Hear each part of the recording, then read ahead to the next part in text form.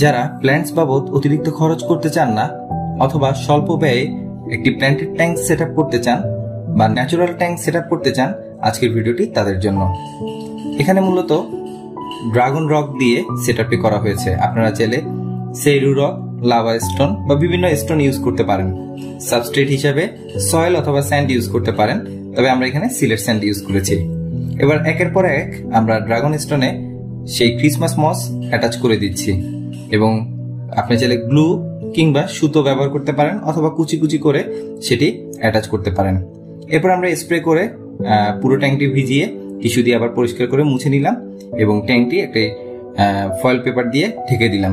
এখানে আমরা পানি দিব না আপাতত, এটা হলো গ্রিন হাউস ইফেক্ট সিস্টেমের মতো কিছুটা স্প্রে করা হয়েছে এবং এর পরবর্তী ভিডিওটি আমরা পরবর্তীতে পাবলিশ করব, তাই চোখ রাখুন আমাদের ইউটিউব চ্যানেলে।